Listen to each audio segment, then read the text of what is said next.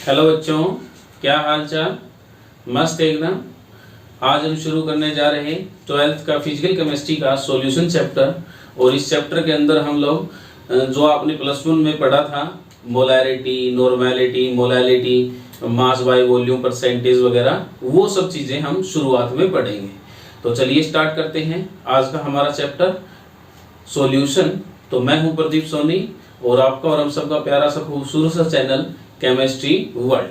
तो नई हेडिंग डालेंगे, नए पेज ले लीजिए, सॉल्यूशन। ठीक है, सेकंड चैप्टर हमारा 12th का। तो देखिए सॉल्यूशन के अंदर हमें क्या पढ़ना है, किस तरीके से पढ़ना है, वो सारी चीजें हम स्टेप बाय स्टेप डिटेल के साथ पढ़ेंगे। तो सबसे पहले तो सॉल्यूशन है क्या, किस तरीके से हम उसको देखते हैं। तो सॉल्यूशन क्या कहेंगे, it is a homogeneous mixture. ये क्या होता है, होमोजीनस मिक्सचर होता है। होमोजीनस मिक्सचर का मतलब क्या है, जैसे मान लीजिए कोई भी हमने एक बीकर लिया, उसके अंदर सॉल्यूशन डाला और उसमें जो सोल्यूट और जो सोलवेंट पार्टिकल, सोल्यूट जो होता है वो हर जगह सेम मिले, यानी कि यहाँ भी इतना है, यहाँ भी इतना। सिंपल समझ सकते हो आप, जैसे हम नींबू पानी बनाते हैं, उसमें जो चीनी के पार्टिकल होते हैं, शुगर क्रिस्टल्स होते हैं, या मिठास होती है, वो हर जगह कांस्टेंट होती है ना। तो वो होमोजीनस का मतलब क्या, जहां पर वो चीजें क्या मिले, हमें सारे के सारे सॉल्यूशन में क्या मिले, सेम मिले, तो उसको क्या बोलते हैं, होमोजीनस मिक्सचर बोलते हैं। दूसरी बात क्या है, it is a homogeneous mixture of 2 और मोर कंपोनेंट। किसका हो सकता है, ये 2 या 2 से ज्यादा कंपोनेंट का होमोजीनस मिक्सचर होगा। समझिए इसको सिंपल, जैसे मान लीजिए मैंने A + B, उनको दोनों को मिक्स किया और क्या बना दिया, सॉल्यूशन बना दिया। अब होगा क्या, जो ये A और B हमने मिक्स किया है, जो A और B अगर दोनों कंप्लीटली घुल जाए और इस सॉल्यूशन में, यानी कि A और B की मात्रा जो है वो हमें कांस्टेंट मिले, यानी कि मैं मान लेता हूं इसको सोल्यूट मान लेता हूं, ठीक है, और इसको मान लेता हूं मैं सोलवेंट। ठीक है, सोल्यूट को मैंने सोलवेंट के अंदर डाला, जो सोल्यूट के पार्टिकल है वो पूरे के पूरे सॉल्यूशन में या इसके अंदर हमें कांस्टेंट मिले, हर जगह क्वांटिटी जो है उनकी सेम मिले हमें, उसको क्या बोलते हैं, सोल्यूट या सॉल्यूशन बोलते हैं, होमोजीनियस मिक्सचर बोलते हैं। बोलो क्लियर है। अब दूसरी बात कहता है, और and they lose their identity. ये अपनी क्या लूज कर दें, आइडेंटिटी लॉस कर दें। यानी कि क्या होगा, जब ये सॉल्यूशन बन जाएगा हमारे पास, जो A और B है वो अपनी आइडेंटिटी लॉस कर देंगे, यानी कि सॉल्यूशन के अंदर and can not be separated by simple techniques. यानी कि ये जो है वो सिंपल टेक्निक्स के द्वारा सेपरेट नहीं कर सकते। कहने का मतलब क्या है भी, ये क्या होगा, होमोजेनियस मिक्सचर होगा, इसमें 2 या 2 से ज्यादा कंपोनेंट हो सकते हैं, बट हमें जो पढ़ना है वो कौन सा पढ़ना है, जिसमें सिर्फ 2 कंपोनेंट हो। हमारे सिलेबस में जो है वो 2 कंपोनेंट वाला है, ठीक है। और जो अपनी आइडेंटिटी लॉस कर दे, यानी कि क्या हो, जैसे भारत और पाकिस्तान का मैच होता है तो हम लोग हिंदू मुस्लिम को छोड़कर भारतीय हो जाते हैं ना, इंडियन हो जाते हैं। तो सेम एज इट क्या होगा, जब ये सॉल्यूशन के अंदर जाएंगे दोनों A और B, तो ये अपने आइडेंटिटी लॉस करते हैं और एक नया चीज बन के हमारे सामने आएगी, जिसको क्या बोलते हैं, सॉल्यूशन बोलते हैं। बोलो क्लियर है। और ये इसको हम सिंपल टेक्निक से हम अलग भी नहीं कर सकते। जैसे ये नहीं है भी हमने छलनी लिया और उसको छाना और सोल्यूट और सोलवेंट हमारे पास अलग अलग हो जाएगा, ऐसा कुछ नहीं होगा, ठीक है। सिंपल टेक्निक से इसको अलग भी नहीं कर सकते। बोलो क्लियर है। अच्छा, दूसरा हमें पढ़ना कौन सा है, हमें पढ़ना है हमारे इस चैप्टर में बाइनरी सॉल्यूशन। क्या पढ़ना है, बाइनरी सॉल्यूशन, जिसके अंदर 2 कंपोनेंट हो। क्या हो, 2 कंपोनेंट हो। कौन से अभी बताया आपको, सोल्यूट और सोलवेंट। तो फटाफट नोट कर लीजिए, फिर आगे चलते हैं। रफ कर दूं तो देखिए आगे। तो सॉल्यूशन में हमें पढ़ना है, हमारा कौन सा सॉल्यूशन पढ़ना है, हमें बाइनरी सॉल्यूशन। कौन सा पढ़ना है, बाइनरी सॉल्यूशन, जिसके अंदर एक क्या होगा, सोल्यूट होगा और दूसरा क्या होगा, सोलवेंट होगा। बोलो क्लियर है। एक क्या होगा, सोल्यूट, और दूसरा क्या होगा, सोलवेंट। अब ये सोल्यूट और जो सोलवेंट है, इनको आप जानते हो। सोल्यूट हम किसको कहते हैं, जो हमें लेस अमाउंट में मिले। किसमें मिले? लेस अमाउंट में मिले। और सोलवेंट कौन सा होगा? जो हमें लार्ज अमाउंट में मिले। किसमें मिले? लार्ज अमाउंट में मिले। तो अब इस तरीके से हम पहचान लेंगे। जैसे कुछ एग्जांपल लेता हूं मैं साथ के साथ, आपको अच्छे समझ में आएगा। मैंने 20% इथेनॉल का सॉल्यूशन ले लिया, इथेनॉल सॉल्यूशन। तो यानी कि कहने का मतलब क्या है इसका भी, जो इसमें 20% जो है वो इथेनॉल है और सॉल्यूशन लिया है। तो सॉल्यूशन हमारे पास दो होते हैं, एक होता है एक्वस सॉल्यूशन, एक्वस मतलब जो वाटर में हो, और एक होता है नॉन एक्वस सॉल्यूशन, जो वाटर को छोड़कर बेंजीन में या हमारे पास कोई अदर कंपोनेंट जिसके अंदर हो। अगर वो वाटर के अंदर हो तो उसको एक्वस सॉल्यूशन बोलेंगे, अगर वाटर के अंदर नहीं है तो नॉन एक्वस। तो मान लेते हैं एक बार ये एक्वस सॉल्यूशन है, 20% इथेनॉल लिया, तो यानी कि इसके अंदर 80% क्या है हमारे पास? वाटर है। बोलो क्लियर? अब दूसरी बात कहता है इनमें सोल्यूट कौन सा और सोलवेंट कौन सा है? तो दोनों में से कम मात्रा में कौन सा है? इथेनॉल। तो ये हमारे पास क्या है? सोल्यूट, और ये क्या है हमारे पास? सोलवेंट। बोलो क्लियर है? अगर मान लो उल्टा हो जाए तो, यानी कि 80% इथेनॉल हो जाए तो फिर क्या होगा? कोई दिक्कत नहीं है। हमारे पास यहां क्या हो जाएगा? अब सोल्यूट और सोलवेंट बदल जाएंगे हमारे पास। अब सोल्यूट कौन हो गया हमारे पास? सोल्यूट कौन हो गया? 20% जो हमारे पास वाटर था वो क्या हो गया? अब सोल्यूट हो गया, क्योंकि कम वो है। और हमारे पास सोलवेंट कौन हो गया?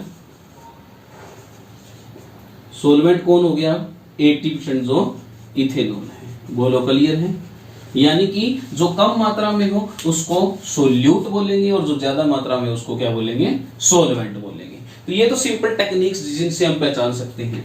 कुछ अदर टाइप्स भी होते हैं हमारे पास, जिससे मतलब मान लो हमें दिया ना हो कुछ वैल्यू, अगर मान लो ये दिया हो हमें 50% इथेनॉल सॉल्यूशन, देन फिर कैसे पहचानोगे?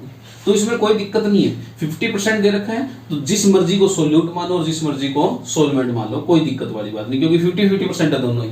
कोई सा भी सोल्यूट मान लो और कोई सा भी सोलवेंट मान लो, या अदरवाइज आपको क्वेश्चन के अंदर दिया हो तो उसको आप वो मान के चलोगे। अगर नहीं गिवन है तो आप अपनी मर्जी से किसी को सोल्यूट और सोलवेंट मान के चल सकते हो। बोलो क्लियर है? अब इसमें एक टेक्निक आती है, छोटा सा पॉइंट आता है, वो क्या कहता है, अगर मान लो हमें ना तो ये परसेंटेज वगैरह दे रखा, ना हमें पता लग रहा कैसे निकालेंगे, तो एक बहुत इंपॉर्टेंट है, ये नोट कर लीजिए। इफ अगर हमें मान लो कोई चीज इक्वल दी हुई है तो उसमें हम पहचानेंगे कैसे? सोल्यूट कैसा है, सोलवेंट कौन सा है, किस तरीके से पहचानेंगे? तो उसको पहचानने का तरीका क्या है? इफ इन सॉल्यूशन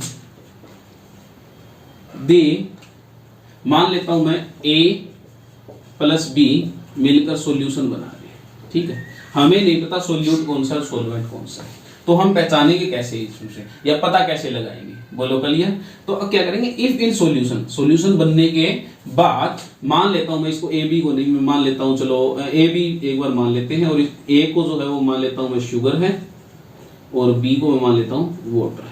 हमें नहीं पता अभी तक क्वांटिटी कितनी है इनकी, ना हमें सोल्यूट का पता ना सोलवेंट का पता, तो कैसे पता लगाएंगे? तो if in solution one of the element losses नहीं, एलिमेंट चेंजेस देयर फेज, यानी कि अगर मान लो इनमें से कोई सा भी, इन दोनों में से कोई सा भी अपनी क्या कर ले? फेज चेंज कर ले। फेज कौन सी? मान लो सॉलिड है तो वो लिक्विड में बदल जाए, लिक्विड है तो वो गैस में बदल जाए, गैस है तो वो लिक्विड, यानी कि मैं कहने का मतलब क्या है, वो कोई भी अपनी फेज चेंज कर ले, तो उस तरीके से हम पहचान लेंगे उसको। तो देखिए शुगर क्या होती है? शुगर कैसी होती है? सॉलिड होती है। कैसी होती है? सॉलिड होती है। वाटर जो होता है वो लिक्विड होता है। जब सॉल्यूशन बना तो हमारे पास जो शुगर थी, उस शुगर ने क्या किया? सॉलिड से लिक्विड में कन्वर्जन कर ली। क्या हो गई? सॉलिड से लिक्विड के अंदर कन्वर्जन हो गई। तो यानी कि यहां से हमें क्या पता लगा? जिसने चेंज कर लिया, क्या चेंज कर लिया? अपना phase, then it is solute. उसको हम क्या कहेंगे, वो क्या है, सोल्यूट है हमारे पास, क्या है, सोल्यूट है। बोलो क्लियर है। अगर मान लो दो चीज दे रखी है, आपको नहीं पता भी सोल्यूट कौन सा है, सोलवेंट कौन सा है, तो हम कैसे पहचानेंगे भी। अगर मान लो सॉल्यूशन बनने के बाद कोई सा भी दोनों में से अपनी फेज चेंज कर लेता है, तो हम क्या करेंगे, जो फेज चेंज कर रहा होगा उसको क्या कहेंगे, सोल्यूट कहेंगे। बोलो क्लियर है। और जो फेज ले लेगा किसी की, उसको क्या कहेंगे, सोलवेंट कहेंगे। क्योंकि शुगर ने क्या किया, सॉरी बी ने क्या किया, ए की जो फेज थी वो ले ली, अपने अंदर ले ली, यानी कि जो सॉलिड थी उसको किसी में कन्वर्ट कर दिया, लिक्विड में कन्वर्ट कर दिया। तो इस तरीके से हम पहचानेंगे। बोलो क्लियर है। नोट कर लीजिए फटाफट, फिर रफ कर रहा हूं इसको मैं। तो चलिए रफ कर दो इसको। अब हेडिंग डाल लीजिए, टाइप्स ऑफ सॉल्यूशन। सॉल्यूशन जो होते हैं वो कितने टाइप्स के होते हैं, तो टाइप्स ऑफ सॉल्यूशन।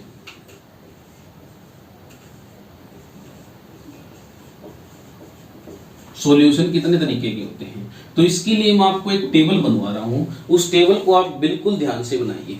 जैसे मैंने एक टेबल में सोल्यूट रखा, सोलवेंट रखा, ठीक है, क्या रखा, एक तो रखा सोल्यूट और एक क्या रखा, सोलवेंट। क्या रखा, एक सोल्यूट रखा और दूसरा क्या रखा, सोलवेंट रखा। और टाइप्स ऑफ सॉल्यूशन, किस टाइप का बना, टाइप ऑफ सॉल्यूशन और उसका एग्जांपल। ठीक है, ये टेबल बना लीजिए फटाफट। बन गई। तो चलिए फर्स्ट, अगर मान लो सॉलिड हो हमारे पास, सोल्यूट क्या हो, सॉलिड हो, और सोलवेंट भी क्या हो, सॉलिड। क्लियर है। यानी कि सॉलिड हमने पहले लिया, सॉलिड इन सॉलिड। क्या लिया, solid in solid, solid solid. यहां पर चेंज कर रहा हूं मैं सोल्यूट को, तीन तीन लेंगे हम हर किसी के। यानी कि सॉलिड लिया पहले, लिक्विड इन सॉलिड और गैस इन सॉलिड। ठीक है, तो चलिए solid in solid, liquid in solid, gas in solid. तो ये हमारे पास टाइप्स ऑफ सॉल्व हो जाएंगे। तो ये किस तरीके से लिखेंगे, इस तरीके, सॉलिड इन सॉलिड, ठीक है, liquid in solid, gas in solid. बोलो क्लियर है। इस तरीके से हम लिखेंगे इसको। अब उसके बाद कह रहा है एग्जांपल क्या होंगे, जैसे सॉलिड इन सॉलिड का एग्जांपल एलॉयज हो सकते हैं हमारे पास। एलॉयज में कौन, ब्रास, तांबा जो होता है हमारे पास, उसको बोलते हैं एलॉयज होते हैं हमारे पास। वो कैसा है, सॉलिड इन सॉलिड है। अच्छा, liquid in solid, liquid in solid तो हम यहां लिख सकते हैं hydrated salt, hydrated salt, hydrated in, hydrated salt, hydrated salt. उसके बाद है gas in solid. Gas in solid कौन सा हो सकता है, गैस इन सॉलिड डिजोल्व, कह सकते हैं इसको अंदर, डिजोल्व H2 इन सॉलिड। यानी किसी भी सॉलिड के अंदर डिजोल्व होती है हमारे पास गैसेस, किसके अंदर, इन मिनरल्स कर लो इसको, मिनरल, जो मिनरल्स होते हैं हमारे पास उसके अंदर जो डिजोल्व होती है H2SO2 या dissolved gases like H2, hydrogen gas होती है। उसके बाद फोर्थ चलते हैं हमारे पास, अभी क्या लिया था सोलवेंट हमने, सॉलिड रख के चले था, अब क्या रख के चलेंगे, सॉलिड इन लिक्विड। ठीक है, liquid in liquid, gas in liquid. बोलो क्लियर। ये टाइप्स ऑफ सॉल्यूशन है हमारे पास, फटाफट नोट कर लीजिए इसको। Solid in liquid, solid in liquid, liquid in liquid और गैस इन लिक्विड। तो चलिए एग्जांपल बताइए सॉलिड इन लिक्विड का, किसका है, solid in liquid. Solid in liquid, salt डालते हैं हम लोग, साल्ट इन वाटर और शुगर इन वाटर, ये सारे किसके एग्जांपल हैं, solid in liquid. Liquid in liquid, alcohol, sir आप तो बिल्कुल एल्कोहल, या मिल्क, दूध बेचते हो, दूध में पानी मिला देते हो, ये अल्कोहल सबसे बेस्ट एग्जांपल है। जिनके घर में है पीने वाले हैं वो देखते ही होंगे, उसके बाद है gas in liquid, gas in liquid, तो वाटर ले लो सिंपल। वाटर के अंदर क्या होती है, हाइड्रोजन और ऑक्सीजन गैस होती है ना, तो वो ले सकते हैं। बोलो क्लियर है, क्लियर है। या हम गैस इन लिक्विड ले सकते हैं, जितने भी हमारे पास कोल्ड ड्रिंक्स हैं, कोल्ड ड्रिंक पीते हो ना, ढक्कन खोल दे तो एक आवाज साउंड सा आता है, तो वो गैस जो निकलती है, ठीक है। उसके बाद है नेक्स्ट हमारे पास सॉलिड हो गया, लिक्विड हो गया। अब चलते हैं गैस की बात। Solid in gas, liquid in gas और गैस इन गैस, ठीक है। Solid in gas, liquid in gas और गैस इन गैस। अब ये कह रहा है सॉलिड इन गैस, सॉलिड में क्या होते हैं, कहां होते हैं solid in gas, iodine vapour, ठीक है। आयोडीन वेपर वो क्या होते हैं, सॉलिड होते हैं, और गैस होती है उनके अंदर। सॉरी ये गलत लिख दिया हमने, सॉलिड इन गैस,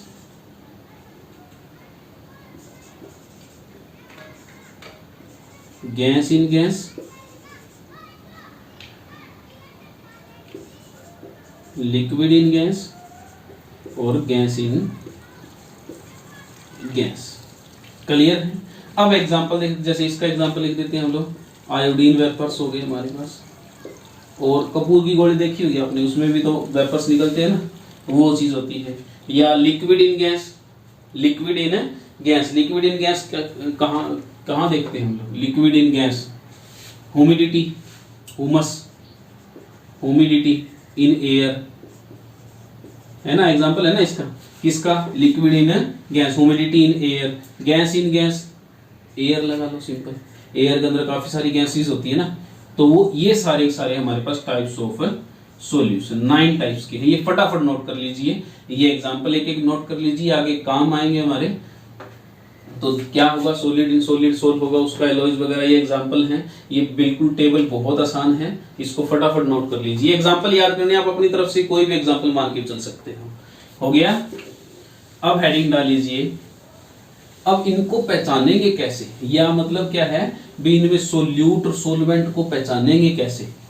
वो तो देख लिया हमने भी, जो कम होगा सर वो सोल्यूट होगा और जो ज्यादा होगा वो सोलवेंट होगा, इस तरीके से पहचान लेंगे। बट इनकी आइडेंटिफिकेशन और इनकी अच्छी तरीके से मार्किंग वगैरह कौन करके देगा, वो देगी हमें कंसंट्रेशन टर्म्स।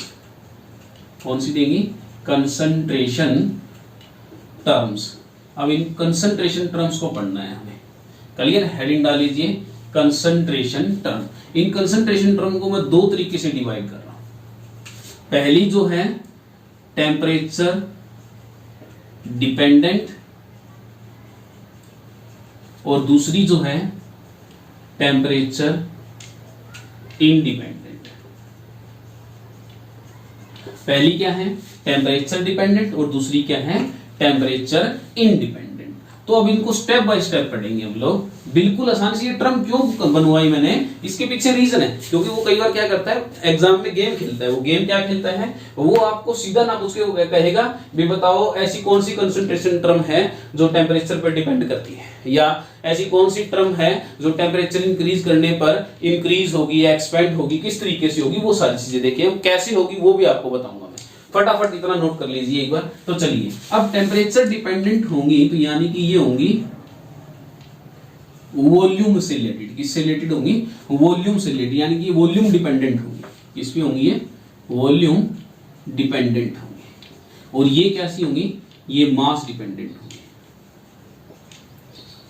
कैसी होंगी, मास डिपेंडेंट होंगी या वॉल्यूम डिपेंडेंट होंगी, यानी कि जिनके बाय में वॉल्यूम आएगा वो सारी सारी टेम्परेचर डिपेंडेंट है, और जिनके बाय में मास आएगा वो सारी सारी टेम्परेचर इंडिपेंडेंट है। जैसे अब फर्स्ट हमारे पास है, जैसे हम पढ़ते हैं मास बाय वॉल्यूम परसेंटेज, जिसको हम W/V परसेंटेज भी कहते हैं।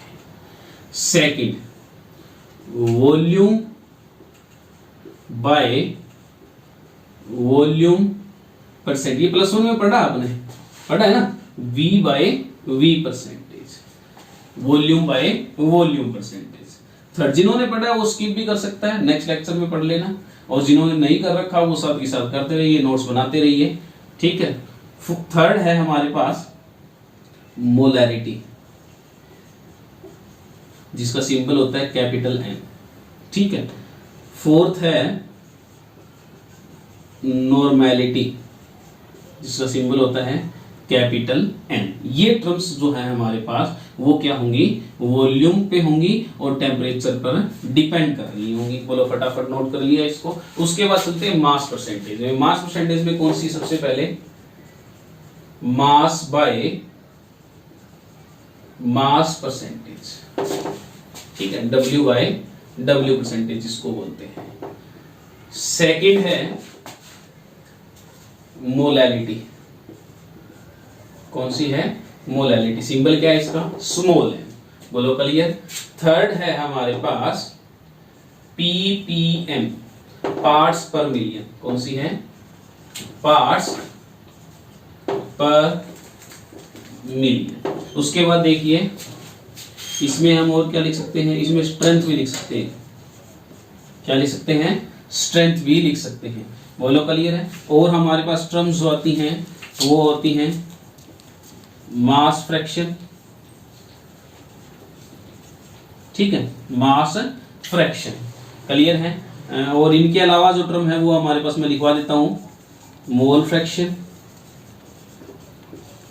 ये सारी ये यहां तक जो है आप नोट कर लीजिए। ये हमारे पास अलग से आएगी, वो बताऊंगा आपको किस तरीके से होती हैं। फटाफट नोट कर लीजिए इतना, फिर एक एक को डिफाइन करते हैं। रफ कर दो इसको। तो चलिए अब एक एक को स्टार्ट करते हैं, फिर उनके न्यूमेरिकल लगाएंगे। पहले एक बार सभी के फॉर्मूलाज वगैरह नोट कर लीजिए, फिर उसके बाद हर एक के न्यूमेरिकल लगाने की कोशिश करेंगे हम लोग। ठीक है। तो सबसे पहले हमारे पास जो टर्म थी वो थी मास बाय मास परसेंटेज। ठीक है, जिसको हम शो करते हैं W बाय W परसेंटेज से। क्लियर है। तो देखिए, तो इसको निकालते कैसे हैं, निकालने का बहुत सिंपल तरीका होता है। डेफिनेशन आप अपने आप बना लेंगे इसकी, तो भी मैं बता भी दूंगा। तो कैसे बताएंगे, मास ऑफ सोल्यूट बाय में मास ऑफ सॉल्यूशन, और परसेंटेज निकालनी है तो मल्टीप्लाई में क्या हो जाएगा, 100। जैसे एक एग्जांपल लेते हैं हम लोग साथ के साथ। जैसे मैंने लिया 5 gram NaCl is dissolved in 100 gram solution. Simple है, सॉल्यूशन के अंदर डिसोल्व।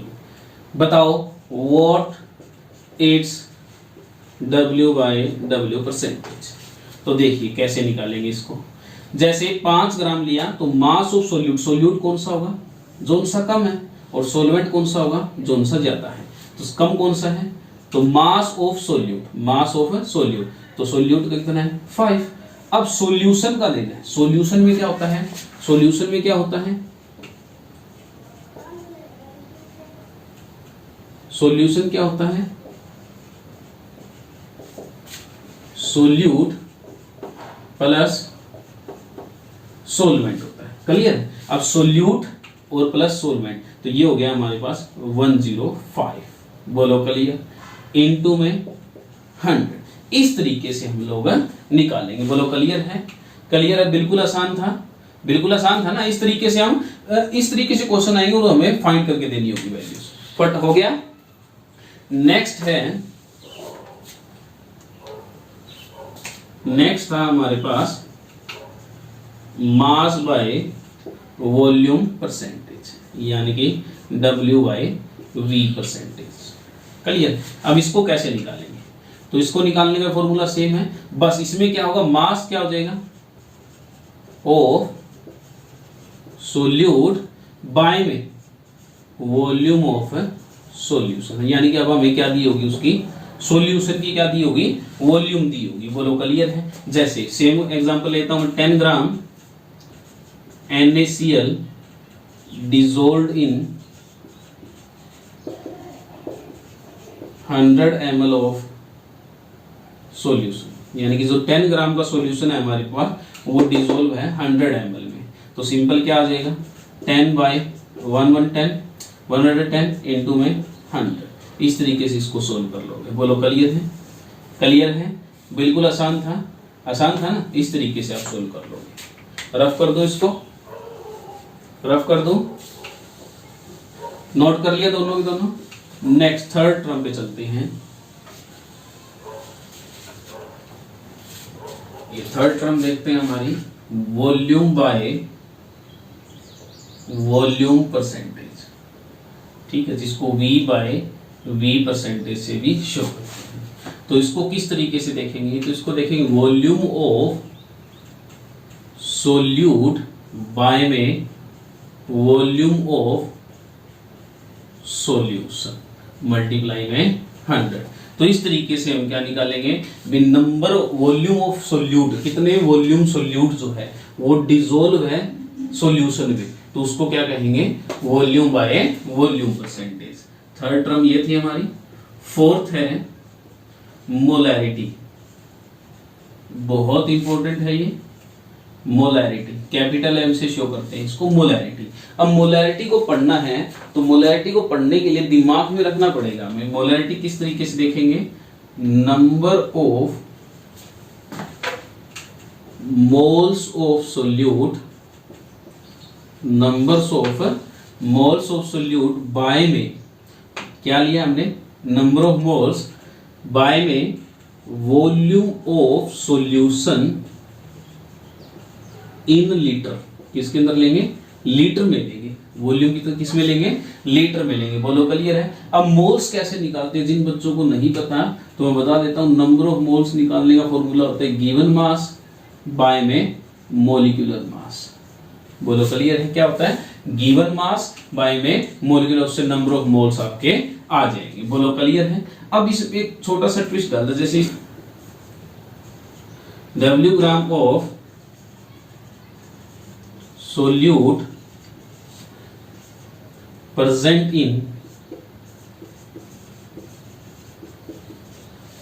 इन वॉल्यूम, यानी किसी भी वॉल्यूम में W ग्राम जो सोल्यूट है हमारे पास वो क्या है? प्रेजेंट है। क्या है? प्रेजेंट है। तो बताइए गिवन सॉल्यूशन, किसी भी गिवन सॉल्यूशन में, इन गिवन सॉल्यूशन, किसी भी सॉल्यूशन में प्रेजेंट है, देन हमारे पास मोलैरिटी क्या हो जाएगी? तो मोलैरिटी क्या हो जाएगी? W by molar mass into में 1000 बाय में V, जो भी वॉल्यूम दी होगी। इस तरीके से फॉर्मूले से हम लोग निकालेंगे। बोलो क्लियर है?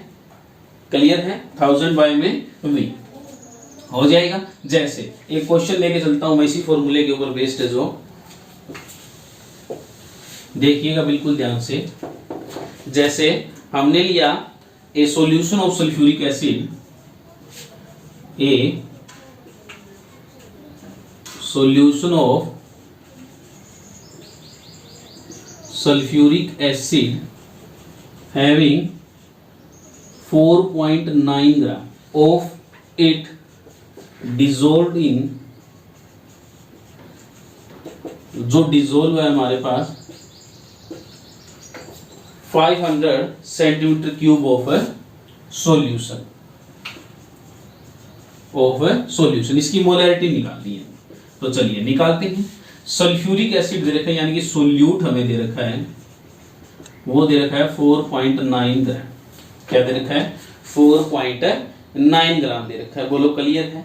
और किसके अंदर सॉल्यूशन में है? वो किसमें है? यानी कि V हमें जो दे दी, वॉल्यूम जो हमें दिया उसने, वो कितना दिया? 500 सेंटीमीटर क्यूब। क्या दिया? 500 सेंटीमीटर क्यूब। तो चलिए लगाते हैं फॉर्मूला। तो मोलर मास सल्फ्यूरिक एसिड का, मोलर मास कितना होता है? मोलर मास कितना होता है? 98। सल्फ्यूरिक एसिड का molar mass of sulphuric acid कितना होता है? 90। तो चलिए लगाते हैं formula. M is equal to W क्या दे रखा है हमें? सोल्यूट क्या दे रखा है? 4.9 बाय में मोलर मास कितना है? 98 मल्टीप्लाई में 1000 बाय में वॉल्यूम क्या दे रखा है हमें? 500 सेंटीमीटर क्यूब। इसको जब सोल्व करोगे तो हमारे पास मोलैरिटी निकल के आ जाएगी। निकाल लो क्या 98 ग्राम पर मोल। ठीक है, जब इसको सोल्व करोगे तो 0.1 आ जाएगा। क्लियर है, इस तरीके से आप निकालोगे। नेक्स्ट चलते हैं, हेडिंग डाल लीजिए नॉर्म। अच्छा, ये वॉल्यूम डिपेंडेंट वॉल्यूम वाला केस है तो इसमें बता देता हूं आपको, ये जो था ये है हमारे पास, ये टेम्परेचर डिपेंडेंट है। क्या है, टेम्परेचर के ऊपर डिपेंड कर रहे हैं दोनों के दोनों। क्यों कर रहे हैं, उसके पीछे रीजन क्या है, देखिए इनके बाय में क्या है वॉल्यूम, इसके बाय में क्या है वॉल्यूम, इसके बारे में क्या है वॉल्यूम। तो होता क्या है, जब टेम्परेचर इंक्रीज करते हैं तो वॉल्यूम क्या करेगी, एक्सपेंड करेगी। क्या करेगी, एक्सपेंड करेगी। क्यों, क्योंकि जब टेम्परेचर आएगा तो जो लिक्विड है वॉल्यूम जो है वो एक्सपेंड करेगी, फैलेगी। तो इसी वजह से इनकी कंसंट्रेशन में भी क्या आएगा, चेंज आएगा। क्या आएगा, चेंज आएगा। इसी वजह से इनको क्या बोलते हैं, टेम्परेचर डिपेंडेंट बोलते हैं। बोलो क्लियर, इतना नोट कर लीजिए फटाफट, फिर आगे चलते हैं। नेक्स्ट टर्म है नॉर्मैलिटी।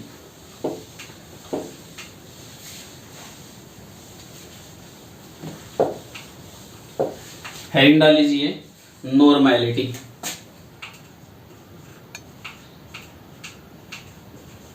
नॉर्मैलिटी जिसका सिंबल होता है कैपिटल एन।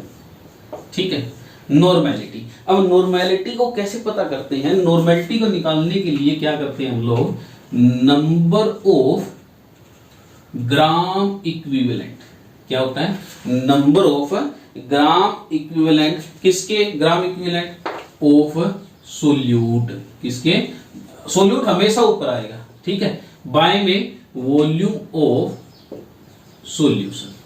अब volume of solution, gram equivalent. अब इसमें एक नई टर्म आ गई हमारे पास, क्या आ गई, ग्राम इक्विवेलेंट आ गई। बोलो क्लियर। अब देखो number of gram equivalent of solute, solution का किसमें लिखते हैं हम लोग, लीटर में। ये बात ध्यान रखना। ठीक है, अब ग्राम इक्विवेलेंट कैसे निकालते हैं, मोल्स होते तो हम निकाल लेते, given mass by molar mass निकालते। तो ग्राम इक्विवेलेंट कैसे निकालते हैं, तो ग्राम इक्विवेलेंट ऑफ एसिड। अगर मान लो कोई एसिड दे रखा हो तो उसका ग्राम इक्विवेलेंट मास कैसे निकालेंगे, क्या निकालेंगे, ग्राम इक्विवेलेंट मास कैसे, इक्विवेलेंट मास ऑफ किसी भी, सॉरी एक बार देख लीजिए, जैसे एक एक टर्म लिखवा देता हूं, इक्विवेलेंट मास ऑफ एलिमेंट। किसी भी एलिमेंट का इक्विवेलेंट मास कैसे निकालेंगे, तो क्या करेंगे हम लोग, उसका एटॉमिक मास बाय में वैलेंसी ऑफ एटम, यानी कि जो उसका एटॉमिक मास होगा उसकी वैलेंसी से हम उसको क्या कर देंगे, डिवाइड कर देंगे। बोलो क्लियर है। जिस एलिमेंट का निकालना एटॉमिक मास ऑफ एलिमेंट और उसी एलिमेंट की वैलेंसी। क्लियर है, पहली चीज होगी। दूसरी, अगर मान लो कोई एसिड हो हमारे पास, उस एसिड का निकालना हो हमें, क्या निकालना हो, इक्विवेलेंट मास ऑफ एसिड।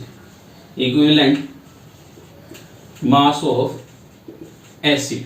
तो एसिड का किस तरीके से निकालेंगे हम लोग, तो सेम एसिड का है, क्या करेंगे,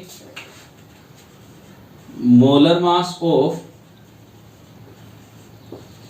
एसिड बाय में बेसिसिटी, बेसिसिटी ऑफ एसिड। अब बेसिसिटी का मतलब क्या, जितने एच रिप्लेस हो सकते हैं वो, जैसे एग्जांपल लेता हूं मैं, जैसे मैंने H2SO4 लिया। ठीक है, इसका मुझे इक्विवेलेंट मास चाहिए, तो H2SO4 का मोलर मास क्या होता है 98। बाय में बेसिसिटी, जितने H रिप्लेस हो सकते, कितने H रिप्लेस हो सकते हैं, मैक्सिमम 2, तो डिवाइड बाय 2, तो 49 आ जाएगा। बोलो क्लियर है, इस तरीके से हम लोग निकालेंगे। बोलो क्लियर है। अब मान लो बेस का पूछ ले तो बेस का कैसे निकालोगे, बेस का कैसे निकालोगे, देखिए बेस में कैसे निकालेंगे,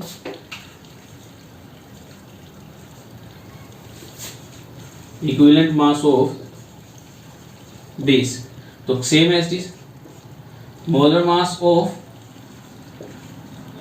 बेस बाय में एसिडिटी ऑफ बेस, यानी कि जितने OH रिप्लेस हो सकते हैं वो। बोलो क्लियर। इस तरीके से इक्विवेलेंट मास हम लोग निकालेंगे। बोलो क्लियर है। रफ कर दूं इसको, रफ कर दूं, इस तरीके से हम लोग निकालेंगे। बोलो क्लियर। नेक्स्ट टर्म की ओर चलते हैं हम लोग, फिफ्थ हमारी, सॉरी सिक्स्थ, मोलैलिटी। मोलैलिटी, इसका सिंबल क्या होता था, स्मॉल m।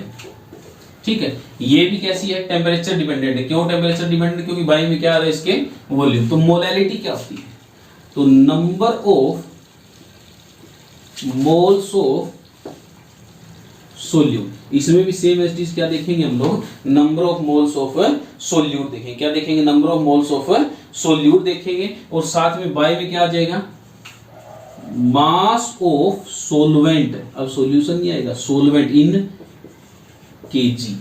ध्यान रखना मोलैलिटी में क्या, ओरो में सॉल्यूशन आता था, बट इसके अंदर क्या आएगा, सोलवेंट। क्या आएगा, सोलवेंट। बोलो क्लियर है। इस तरीके से फटाफट नोट कर लीजिए इसको। हो गया। इसी में भी वही एक टर्म डाल देता हूं, if W gram of solute is dissolve in कोई भी मान लो B ग्राम ऑफ सोलवेंट, तो उसको किस तरीके से निकालेंगे, ठीक है, B ग्राम ऑफ सोलवेंट, तो किस तरीके से निकालेंगे, जिसके लिए टर्म क्या बन जाएगी मोलैलिटी की, तो वो क्या आ जाएगी, same as it W by में, ये W A ले लेता हूं, चलो इसको मैं A जो है वो हमने ले लिया, और एक टर्म क्या ले ली, B ले ली, तो इसका सिंपल क्या आ जाएगा, A बाय में मोलर मास इनटू में 1000 बाय में D, इस तरीके से हम लोग इसमें निकालेंगे। बोलो क्लियर है, क्लियर है, क्लियर है क्या। A जो हमने सोल्यूट लिया, B जो सोलवेंट लिया, उसको इस तरीके से टर्म से निकालेंगे। फटाफट नोट कर लीजिए इसको, रफ कर दो। चलिए मोलैलिटी का एक क्वेश्चन लगा के देखते हैं इसी फॉर्मूले के ऊपर बेस्ड, ठीक है।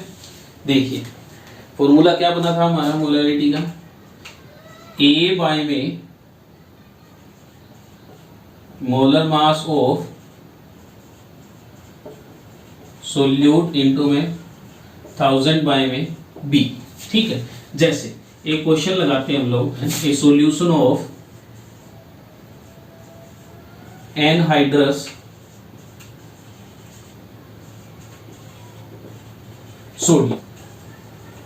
सोडियम कार्बोनेट, जिसका मोलिकुलर मास जो है वो 106 है, कार्बोनेट जिसका मोलिकुलर मास हमें दे रखा है हैविंग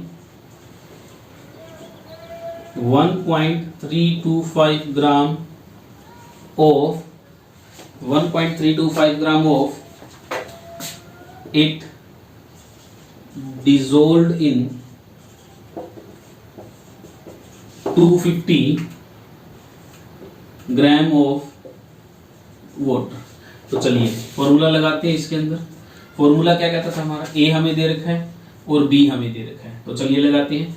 A बाय में A क्या दे रखा है आपको 1.325, और मोलिकुलर मास क्या दे रखा है 106, मल्टीप्लाई में 1000 बाय में B क्या दे रखा है आपको 250। तो इस तरीके से आप यहां से क्या आ जाएगी, हमारी मोलैलिटी आ जाएगी। बोलो क्लियर है, क्लियर है, क्लियर है क्या, हो जाएगा। इस तरीके से निकालोगे आप लोग। रफ कर रहा हूं इसको। नेक्स्ट हेडिंग डाल लीजिए mole fraction. Mole fraction, mole fraction ये बहुत इंपॉर्टेंट है, मोल फ्रैक्शन। अब मोल फ्रैक्शन क्या कहता है, नाम से पता, जिसके अंदर हम किससे डील करनी है, हमें नंबर ऑफ मोल से डील करनी है। किससे करनी है, नंबर ऑफ मोल से डील करनी है। इसको शो करते हैं एक्स से, ठीक है, एक्स से शो करते हैं, या नीटा इसे कर देते हैं हम लोग। तो चलिए दे, जैसे मान लीजिए मैंने एक सॉल्यूशन लिया और उसके अंदर 1 2 3 4 5 ये 5 कोई भी चीज XYZ मैंने ऐड कर रखी है। तो मैं उसने कहा मैं बताइए 2 नंबर जो है उसका मोल फ्रैक्शन कैसे निकालोगे। तो देखिए मैं शुरू से एक एक के लगा के दिखा रहा हूं। जैसे x1, तो किस तरीके से होगा, नंबर ऑफ मोल ऑफ 1 जिसका निकालना है उसका ऊपर बाय में total n1 plus n2 plus n3 up to so. Second का निकालना है तो ऊपर n2 बाय में n1 plus n2 plus n3 up to so. जितने दे रखे हैं टोटल उनका नंबर ऑफ मोल्स, जिसका निकालना है उसका ऊपर और का बाकी नीचे हो जाएगा। सेम एज x3 का निकालना हो तो n3 बाय में n1 plus n2 plus n3। इनकी कोई मतलब यूनिट वगैरह भी नहीं होती, तो इस तरीके से हम सिंपल निकाल सकते हैं। सेम एज मास फ्रैक्शन क्या दे आपको, क्या कहते हैं, मास फ्रैक्शन क्या दे, तो उसमें भी सेम एज कुछ नहीं करना आपको। मास फ्रैक्शन क्या दे तो n किसके क्या आ जाएगा WA बाय में WA प्लस WB मान लीजिए मैं 3 सॉल्यूशन ले रहा हूँ ABC का, तो इस तरीके से हम लोग निकालेंगे। बोलो क्लियर है? क्लियर है? नोट कर लीजिए इसको फटाफट। क्लियर है? हो गया दोनों के दोनों नोट। बहुत आसान सी क्रम है, इसमें भी सेम चीज वही करेंगे भाई, जो निकालेंगे। अच्छा टोटल सॉल्यूशन, ये एक बात ध्यान रखना इसके अंदर बस, वो क्या है, जो हमारे पास XA और XB जो है वो ऑलवेज इक्वल टू 1 होते हैं। ठीक है, इस बात का ध्यान रखना बस। ठीक है, क्लियर है? ये नोट कर लीजिए, मोल फ्रैक्शन और मास फ्रैक्शन। इसके बाद लास्ट टर्म है हमारे पास पार्ट्स पर मिलियन, ppm। तो चलिए ppm लेते हैं, पार्ट्स पर मिलियन, ppm। इसको क्या बोलते हैं? पार्ट्स पर मिलियन। ठीक है, ppm।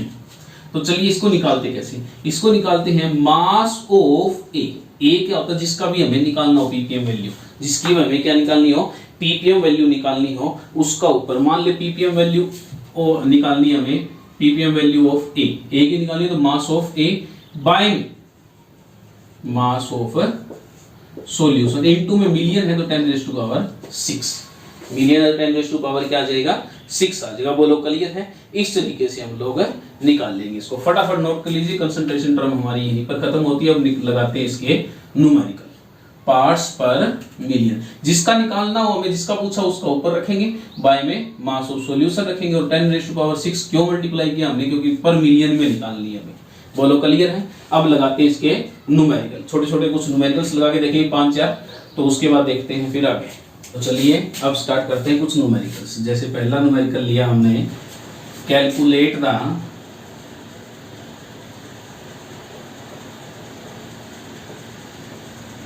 Molality and mole fraction. क्या कैलकुलेट करना है हमें? Molality and mole fraction of 2.5 gram of ethanoic acid. Ethanoic acid क्या होता है? CH3COOH। Ethanoic acid 75 gram of benzene. तो चलिए ये क्वेश्चन है हमारे पास, और इस क्वेश्चन को हम कैसे सोल्व करेंगे? क्या दे रखा है हमें? मोलैलिटी और मोल फ्रैक्शन हमें निकालना है। किसका निकालना है? 2.5 ग्राम ऑफ इथेनोइक एसिड का निकालना है। तो चलिए कैसे करेंगे? तो मास ऑफ सोल्यूट क्या है हमारे पास? इथेनोइक एसिड कितना है? 2.5 ग्राम। बोलो क्लियर है? उसके बाद मोलर मास क्या होगा इसका? Molar mass of ethanoic acid कितना हो जाएगा? इथेनोइक एसिड CH3COOH 12 और 3 15, और फिर इसके 12, फिर 32 और 1 60 ग्राम हो जाएगा हमारे पास। कितना हो जाएगा? 60 ग्राम हो जाएगा। बोलो क्लियर है? मोलर मास निकालने हैं तो 60 ग्राम पर मोल हो गया। बोलो क्लियर? और उसके बाद क्या करना है हमें? बेंजीन। बेंजीन क्या होता है? C6H6। ठीक है, तो चलिए देखते हैं mass of solvent. Mass of solvent हमें कितना दे रखा है? 75 ग्राम। ठीक है, मोलर मास ऑफ सॉल्वेंट कितना है? देखिए कार्बन कितने हैं? 6। कार्बन कितने हैं? 6, और H कितने हैं हमारे पास? वो भी कितने हैं? 6। तो 78 ग्राम हो जाएगा हमारे पास, 8 ग्राम पर। बोलो क्लियर है? ये डाटा हमें गिवन है। अब mass of solvent in KG में लेना है हमें, तो ये हो जाएगा 0.075 केजी।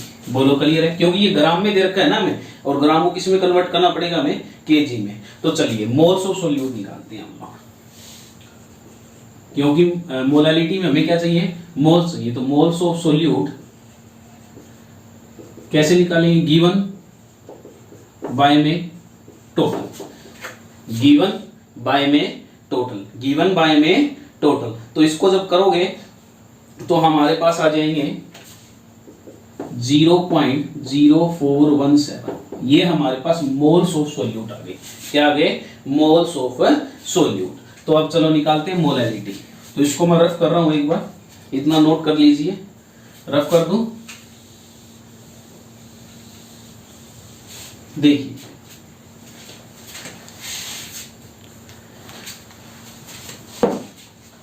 तो देखिए मोलैलिटी निकालनी है हमें। तो मोलैलिटी क्या होती है? Number of moles of solute. Number of moles of solute कितने हैं हमारे पास?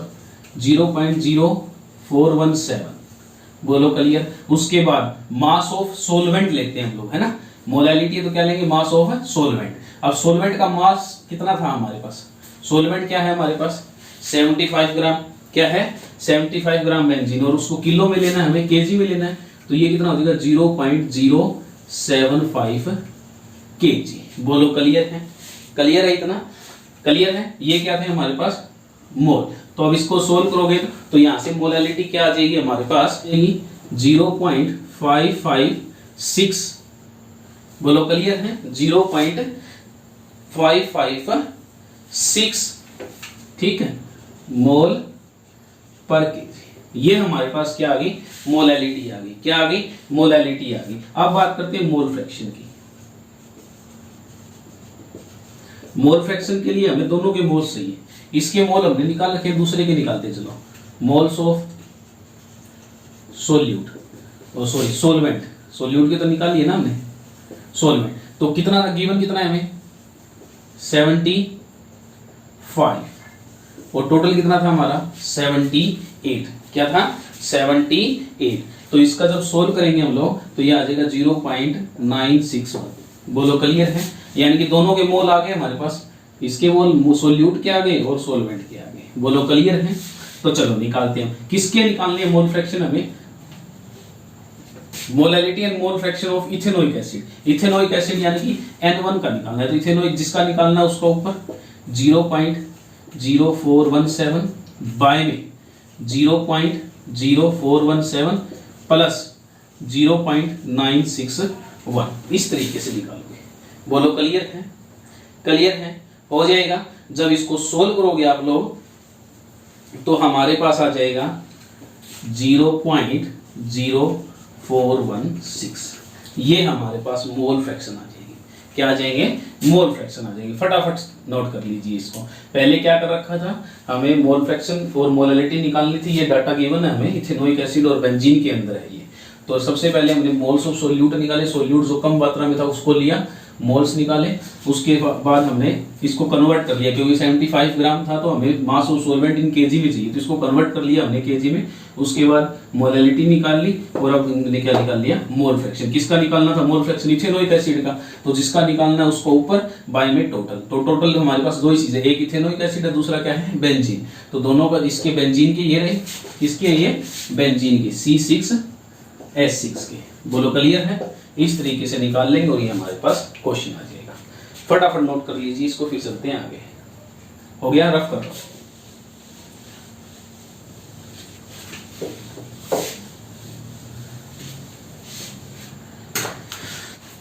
नेक्स्ट क्वेश्चन क्या है हमारा? देखिए, calculate the normality and molarity of. क्या कैलकुलेट करनी है हमें? Normality and molarity of solution contain 9.8 gram of H2SO4। कितना है? 9.8 ग्राम ऑफ H2SO4 किसके अंदर? इन 250 सेंटीमीटर क्यूब। कोई भी हमारे पास सॉल्यूशन है उसके अंदर ऑफ सॉल्यूशन। तो चलिए क्वेश्चन करते हैं। क्या क्या कैलकुलेट करनी है हमें? नॉर्मेलिटी करनी है और एक तो क्या करनी है? मोलैरिटी करनी है, ठीक है। और हमारे पास H2SO4 दे रखा है और उसकी वॉल्यूम दे रखी है। तो चलिए सबसे पहले हम लिखते हैं मास ऑफ H2SO4 डिजोल्व। कितना डिजोल्व वो लिखते हैं, ठीक है। कितना है? 9.8 ग्राम। कितना है? 9.8 ग्राम। मॉलिक्यूलर मास कितना होता है H2SO4 का? ये सारा डाटा लिख लेता हूँ एक बार। 98 इस तरीके से निकाल लोगे, 98 ग्राम हो जाएगा। उसके बाद वॉल्यूम कितनी दे रखी है? 250 सेंटीमीटर क्यूब, और मोलैरिटी में हमें लीटर में चाहिए, तो कितनी आ जाएगी? 0.250 लीटर। बोलो क्लियर है? क्लियर है? इस तरीके से निकाल लोगे। तो चलिए अब डाटा करते हैं स्टार्ट। निकालना क्या है हमें? मोलैरिटी। मोलैरिटी क्या होती है? Number of moles of solute by में volume of solution in litre. बोलो क्लियर? क्लियर है? तो चलो नंबर ऑफ मोल्स निकालने पड़ेंगे हमें। तो मोल निकालते हैं। मोल्स ऑफ H2SO4 कितना आ जाएगा? गिवन बाय में टोटल 0.1 मोल आ गए। क्लियर है? तो रखते हैं डाटा। 0.1 बाय में 0.250 लीटर। क्लियर? इसको सोल्व करोगे तो हमारे पास आ जाएगा 0.4 मोल पर लीटर। बोलो क्लियर? मोलैरिटी यहां से क्लियर है। अब निकालते हैं, ये डाटा रफ कर दो। आगे है नॉर्मेलिटी। ये तो मोलैरिटी निकल गई है हमारी। आगे बात करते हैं नॉर्मेलिटी की। ठीक है, नॉर्मेलिटी निकालनी है। नॉर्मेलिटी के लिए हमें क्या चाहिए? इक्विवेलेंट मास चाहिए हमें। क्या चाहिए? Equivalent mass. तो इक्विवेलेंट मास किसका चाहिए? H2SO4 का। कैसे निकालते हैं? एसिड है ना हमारे पास, ये एसिड है। तो क्या करेंगे हम लोग? एटॉमिक मास बाय में उसकी बेसिसिटी, कितने H पॉजिटिव मतलब रिप्लेस हो सकते हैं, तो कितने हो सकते हैं? 2। तो कैसे निकाला हमने, मैं बता देता हूं आपको। Atomic mass molecular mass by में उसकी बेसिसिटी। एसिड है तो उसकी बेसिसिटी से करेंगे, यानी मतलब क्या कितने H रिप्लेस हो सकते हैं। तो कितना आया? 49 ग्राम आया। बोलो क्लियर है? तो नंबर ऑफ ग्राम इक्विवेलेंट निकालना हमें। तो मास बाय में इक्विवेलेंट मास, जो मास गिवन है हमें वो बाय में इक्विवेलेंट मास। ठीक है, मास जो हमारा आया इन ग्राम गिवन है वो, और इक्विवेलेंट मास जो है गिवन कितना है हमें? 9.8। इक्विवेलेंट कितना आया? 49।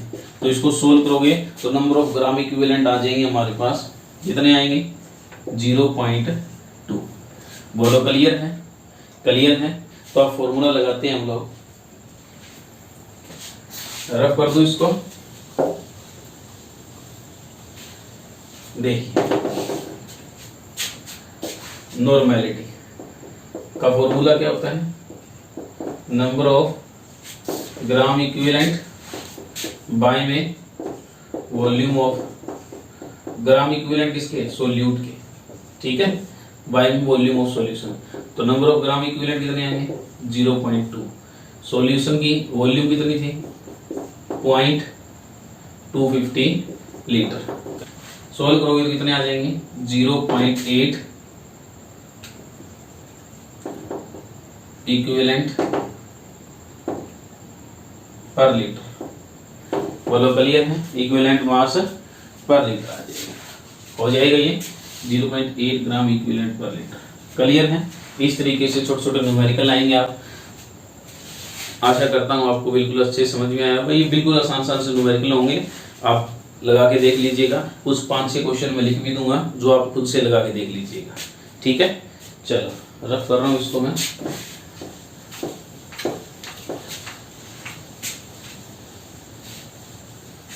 कुछ न्यूमेरिकल लिख के दे रहा हूँ आपको 5-6, वो आप बाद में करके देख लेना।